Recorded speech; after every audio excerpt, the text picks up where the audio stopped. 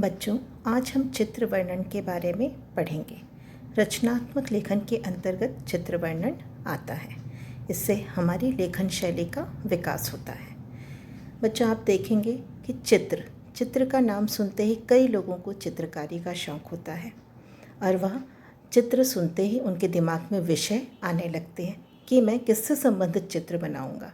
कोई सोचता है पर्यावरण से संबंधित, किसी के मन में आता है प्रदूषण से संबंधित, कोई सोचता है प्रकृति से संबंधित। हम विषयों का चुनाव करते हैं और चित्र बनाते हैं। तो पहले हम सोचते हैं, उसी प्रकार से चित्र वर्णन होता है।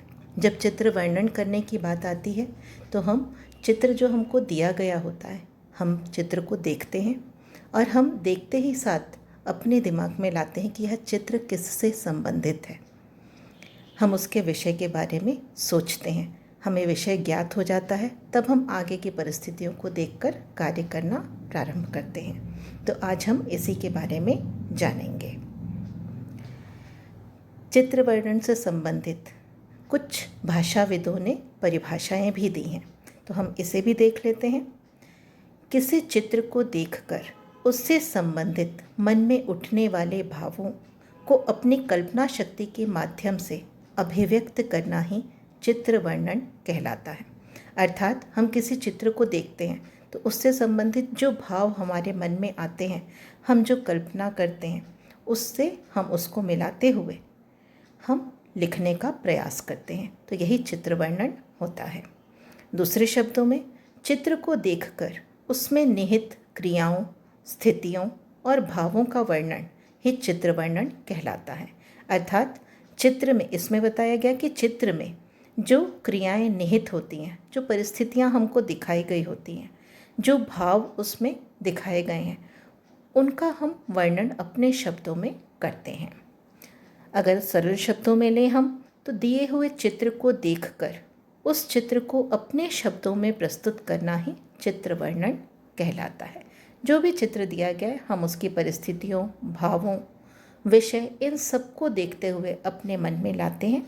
कल्पना के साथ में संजोते हुए हम चित्र का वर्णन अपने शब्दों में करते हैं। हम कुछ चित्रों को भी देख सकते हैं कि हमको ये चित्र दिए गए तो हम इनका किस तरीके से अभ्यास कर सकते हैं। तो आप इन चित्रों पर अभ्यास भी कर सकते हैं। चित्र वर्णन का उद्देश्य। पृथ्वी पर मानव ही एकमात्र प्राणी है जिसे ईश्वर ने कल्पना शक्ति का वरदान दिया है। आप देखेंगे कि हम मनुष्य ही ऐसे हैं जो कि सोच समझ सकते हैं और उसके बाद कार्य को संपन्न करते हैं।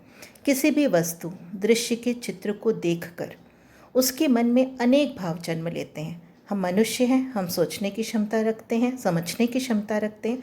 हम किसी भी वस्तु को देखते हैं, चित्र को देखते हैं, तो हमारे मन में उससे संबंधित विचार आने लगते हैं। अपने अनुभवों के कारण किसी घटना या वातावरण के प्रति उसकी अपनी प्रतिक्रिया होती है। हमारे जो अनुभव होते हैं, जिस घटना को हम देखते हैं, जिस वातावरण में रह रहे हैं, उससे संबंधित हम प्रतिक्रिया देते हैं। अपने इस अनुभव या प्रतिक्रिया को सशक्त और प्रभावशाली भाषा के माध्यम से व्यक्त कर पाना ही चित्र वर्णन का उद्देश्य होता है। चित्र वर्णन का उद्देश्य क्या स्पष्ट हुआ कि हम ये सारी जो परिस्थितियाँ चित्र में देखते हैं और जो हमारा अनुभव होता है, उसके आधार पर हम सोचते हुए अपनी कल्पना शक्ति के आधार पर सटीक तरीके से और प्रभावशाली भाषा के माध्यम से हम जो वर्णन करते हैं, वही उसका उद्देश्य है, जो कि स्पष्ट होना चाहिए। वर्णन के लिए दिया गया चित्र किसी घटना को दर्शाने वाला, किसी पूर्ण स्थिति को व्यक्त करने वाला, किसी व्यक्ति विशेष या प्रकृति से संबंधित हो सकता है। चित्र इनमें से किसी से भी संबंधित हो सकता है और आप देखते ही हैं कि चित्र किसी भी परिस्थिति से संबंधित, किसी भी विषय से संबंधित हो सकते हैं। चित्र की विशेष बात चित्र वर्णन के लिए, चित्र वर्णन एक कला है जिसे अभ्यास के माध्यम से बेहतर बनाया जा सकता है। अतः बार बार इसका अभ्यास करते रहना चाहिए और चित्र में दी गई परिस्थिति के अनुरूप मन में विचार करने के पश्चात काल का ध्यान रखते हुए वाक्यों का लेखन करना चाहिए। अर्थात यह एक कला है, तो इसे हमें बहुत ही सुंदर तरीके से अच्छे प्रभावशाली शब्दों भाषा के माध्यम से व्यक्त करना चाहिए और इसको परिस्थिति जो उसमें दी गई है उसके अनुरूप ही करना चाहिए और समय का ध्यान रखना चाहिए कि हम या तो वर्तमान काल में लिखें या भूतकाल में लिखें या भविष्य काल में लिखें। आमतौर पर दिया गया चित्र भविष्यकाल का भी हो सकता है, हम उसको भूतकाल में भी प्रदर्शित कर सकते हैं और चीज़ों को अपने कल्पना के आधार पर हम समय का निर्धारण करते हुए लिखते हैं। और भी कुछ आपको चित्र दिए गए हैं और उसमें लिखने का तरीका भी प्रदर्शित किया जा रहा है कि हम किस तरीके से लिखना शुरू कर सकते हैं। अब चित्र वर्णन करते समय ध्यान रखने योग्य आवश्यक बातें। सर्वप्रथम चित्र को ध्यानपूर्वक जांच परख लेना चाहिए। हमें देख लेना चाहिए कि चित्र में क्या क्या चीज़ें दी गई हैं। चित्र लेखन के लिए ढांचा या प्रारूप तैयार कर लेना चाहिए क्योंकि संपूर्ण चित्र किसका है यह बताना आवश्यक होता है। चित्र में क्या चीज़ प्रदर्शित की गई है इसके लिए हमको चित्र देखते ही साथ एक प्रारूप तैयार कर लेना चाहिए कि इसमें क्या क्या परिस्थितियाँ किस क्रम से दी गई हैं, किससे संबंधित हैं, यह निश्चित करके और उसके बाद हमको चित्र वर्णन शुरू करना चाहिए। विचारों को क्रमबद्ध रूप देना चाहिए, अर्थात चित्र में कौन कौन सी क्रियाएं हो रही हैं उन्हें क्रम से लिखना चाहिए। एक एक करके हमें जोड़ते हुए वाक्यों को लिखना चाहिए। वाक्य छोटे और विषयानुकूल होने चाहिए। वाक्य छोटे होने चाहिए हमें बहुत बड़े बड़े वाक्य नहीं बनाने चाहिए कि वो 4-5 लाइनों में जा रहे हैं या 2-3 लाइनों में जा रहे हैं। हमें शब्द सीमा का ध्यान रखते हुए छोटे वाक्यों में स्पष्ट करना चाहिए, अर्थात चित्र के माध्यम से कही जा रही बात को अपने शब्दों में समझाने का प्रयास करना चाहिए। भाषा सरल, स्पष्ट, सटीक व रोचक अर्थात प्रभावशाली होनी चाहिए। अगर हमारी भाषा लिखने की सरल है, स्पष्ट है, सबके समझने लायक है, सटीक है, मतलब जो चित्र में दिया गया है हमने वह लिखा है, तो अपने आप ही हमारा वर्णन प्रभावशाली हो जाता है। अनावश्यक वर्णन से बचना चाहिए। ज़बरदस्ती हमें उसमें बातों को नहीं बढ़ाना चाहिए कि हमने उसमें और 2-4 लाइनें जोड़ दी, ऐसा हमें नहीं करना चाहिए। चित्र की परिस्थिति के अनुरूप 1 या 2 लाइनें हम अपने विचार से लिख सकते हैं, लेकिन उससे ज़्यादा हमें बड़ा नहीं करना चाहिए। चित्र वर्णन मुख्य रूप से काल अर्थात समय का ध्यान रखते हुए करना चाहिए। हमें उसमें समय का हमेशा ध्यान रखना चाहिए कि चित्र की परिस्थितियाँ किस तरीके की हैं, उसके अनुसार ही हमें अपने वाक्यों का निर्धारण करना चाहिए और उसको उस काल के अनुरूप ही ढालकर लिखना चाहिए। चित्र वर्णन ज़्यादा बड़ा नहीं होना चाहिए। मैंने पहले भी आपको बताया है कि बहुत ज़्यादा हमको देखना चाहिए। अगर शब्द सीमा दी गई है तो हम कोशिश करें कि उससे हमारा बहुत ज़्यादा बड़ा ना हो। और वैसे भी चित्र वर्णन को बहुत बढ़ा चढ़ाकर नहीं लिखा जाता। चित्र वर्णन में अंत में संक्षेप में अपने विचार भी लिखे जा सकते हैं। अगर आप चाहें चित्र का अंत बहुत अच्छा करना चाहते हैं तो 1 या 2 वाक्य आप अपने तरीके से उसमें जोड़ सकते हैं। चित्र में जितनी भी चीज़ें दिख रही हों सभी का वर्णन होना चाहिए। यह हमें पहले ही ध्यान दे देना चाहिए कि चित्र में क्या क्या चीज़ें, हम जो प्रारूप बनाते हैं उस समय ही हमें पूरे परिस्थिति का आकलन कर लेना चाहिए और क्या क्या चीज़ें हमें वो अपने विचारों में बिठा लेनी चाहिए और उसके बाद उसे क्रमवार लिखते हुए पूरी चीज़ों को हमको उसमें ले लेना चाहिए। लेकिन उसमें विषय में कोई भी भटकाव ना हो, जिससे संबंधित चीज़ है वो क्रमवार एक दूसरे वाक्य से जुड़ते हुए पूरा पैराग्राफ हमारा बन जाना चाहिए। चित्र वर्णन के लाभ।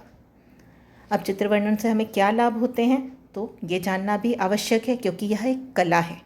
हम लिखते हैं तो हमारी लेखन शैली उससे प्रभावशाली बनती है, हमारी क्षमता का, लिखने की क्षमता का विकास होता है। तो इससे हमें लाभ भी मिलता है चित्र वर्णन से। चित्र वर्णन से वस्तुओं या दृश्यों को परखने की क्षमता का विकास होता है। हम जो वस्तुओं को देख रहे हैं उस दृश्य में उसको हमको परखने का, दृश्यों को परखने का, परिस्थितियों को देखते हुए समझते हुए काल के अनुरूप लिखने से हमारी इस क्षमता का विकास होता है। चित्र वर्णन से कल्पना शक्ति का विकास होता है। हम चित्र को देखते हैं तो हम बहुत सी चीज़ों को, विचारों को अपने मन में लाते हैं, मन मस्तिष्क में वो चीज़ें घूमती हैं हमारे। तो कुछ समय के लिए जो हमारी कल्पना शक्ति उस समय चित्र से जुड़ती है तो उसमें हमारी इस शक्ति का भी विकास हो रहा है, हमारी कल्पना शक्ति बढ़ती है इससे। चित्र वर्णन से अपने विचारों को एक सूत्र में पिरोकर लिखने की प्रक्रिया का विकास होता है। हम देखते हैं परिस्थिति कैसी है, कौन कौन सी क्रियाएं उसमें हुई हैं, उनको एक दूसरे से जोड़ते हुए हम वर्णन करते हैं। हम अगर किसी प्रकृति से संबंधित दृश्य है या बगीचे से संबंधित दृश्य है तो हम देखते हैं उसमें कि बगीचे में दिखाया गया है कि बहुत सारे पेड़ हैं, पक्षी उड़ रहे हैं, वहाँ बच्चे खेल रहे हैं, उस पार्क में, उस बगीचे में, वहाँ पर फव्वारा चल रहा है। तो हम सारी परिस्थितियों को देखते हैं, कुछ लोग बेंच पर वहाँ बैठे हुए हैं, तो हम देखते हैं जब उसमें, तो हम लिखने का हमारा तरीका क्या हो जाता है कि यह एक बगीचे का दृश्य है जिसमें बहुत सारे पेड़ पौधे लगे हुए हैं, हरियाली चारों तरफ छाई हुई है, कुछ बच्चे उस बगीचे में खेल रहे हैं। तो इस तरीके से हम एक दूसरे से जोड़ते हुए वाक्यों को लिखना प्रारंभ करते हैं। अगला है चित्र वर्णन से भाषा लेखन का विकास होता है। तो आप जितना ज़्यादा लिखने का प्रयास करेंगे, अपने शब्दों में आप चीज़ों को लिखते हैं, उतना ही आपकी भाषा शैली का विकास होता है। तो इस तरीके से हम चित्र वर्णन को बहुत ही अच्छे तरीके से कर सकते हैं अगर हम अपने विचारों को, शब्दों को वाक्यों में ढालते हुए पैराग्राफ का रूप देते हैं और बहुत अच्छे से सजीव तरीके से उसे लिखते हैं प्रभावशाली भाषा के माध्यम से, तो हमारा वर्णन बहुत ही अच्छा बन जाता है और हमारा ये रचनात्मक लेखन का कार्य भी बहुत अच्छे से होता है। यह एक कला है, तो आपकी कला का विकास हो रहा है। पहला उदाहरण देखिए, इस चित्र के अनुरूप हम किस तरीके से लिख सकते हैं। यह दृश्य किसी महानगर के चौराहे का है। लाल बत्ती होने के कारण गाड़ियां रुकी हुई हैं। फुटपाथ पर एक बच्चा एक वृद्ध महिला को सड़क पार करवा रहा है। एक व्यक्ति अपने स्कूटर को आधे फुटपाथ पर ले आया है। यह नियम के विरुद्ध है। यातायात के लिए बनाए गए नियमों का पालन न करने से ही दुर्घटनाएं होती हैं। कुछ लोग हरी बत्ती होने का इंतज़ार नहीं करते और गाड़ी दौड़ाकर ले जाते हैं। ऐसा करते समय गाड़ियां परस्पर टकरा जाती हैं और दुर्घटना हो जाती है।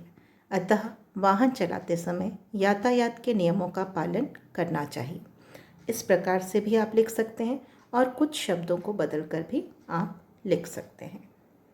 अन्य उदाहरण, इस चित्र में, प्रस्तुत चित्र में जल प्रदूषण को प्रभावित करने वाली स्थिति को दर्शाया गया है। इस चित्र में एक व्यक्ति कपड़े धो रहा है और कारखाने से निकलने वाले रसायन आदि अपशिष्ट पदार्थ भी नदी में गिर रहे हैं। हम सभी जानते हैं कि इन सब से नदी का पानी दूषित होता है। जल के बिना मनुष्य का जीवन संभव नहीं है और नदियों का जल मुख्य स्रोत है। नदियों के जल को प्रदूषित होने से बचाने के लिए हमें समय रहते अपनी इन गलतियों को सुधारना होगा, अन्यथा इसके दुष्प्रभाव बहुत भयानक होंगे। एक तरीका आपने इस तरीके का देखा। अब अगला देखते हैं हम। इस चित्र में छुट्टी का दिन था। कॉलोनी से कुछ दूर स्थित पार्क में बच्चे मस्ती में खेल रहे थे। इस पार्क में बहुत से हरे भरे पेड़ पौधे एवं रंग बिरंगे फूल थे। शीतल हवा कुछ तेज बह रही थी। पार्क के फव्वारे से उछलता पानी पार्क की शोभा बढ़ा रहा था। मोहन और उसके साथी खेलने में व्यस्त थे। तभी मोहन ने देखा कि एक आदमी पेड़ के मोटे तने के पीछे खड़ा होकर झांक रहा है। मोहन ने अपने साथी सोहन से कहा, लगता है वह आदमी बहुत दुखी है, चलो उसके पास चलते हैं। बच्चे उसके पास गए और उन्होंने उससे इस प्रकार से पेड़ के पीछे से झांकने का कारण पूछा। उसने बताया कि उसका बेटा 2 साल पहले खो गया था, तब से वह उसी को खोज रहा है। बच्चों ने कहा कि वह हर रविवार पार्क में आए और उनके खेल में शामिल हो जाया करे। वह आदमी हर रविवार को आने का वायदा कर खुश होकर चला गया। इस प्रकार से हम चित्र का वर्णन कर सकते हैं। अब आपने देखा कि इसमें वाक्यों को, शब्दों को किस तरीके से लिखा गया है और आपने ये भी देखा है इन तीनों उदाहरण में कि किस तरीके से काल का इसमें ध्यान रखा गया है।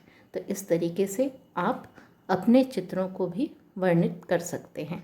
आपको जो चित्र दिए जाए या आप कहीं पर उसे देखकर लिखने की कोशिश करें तो आप इस तरीके से प्रभावशाली तरीके से उसे लिख सकते हैं।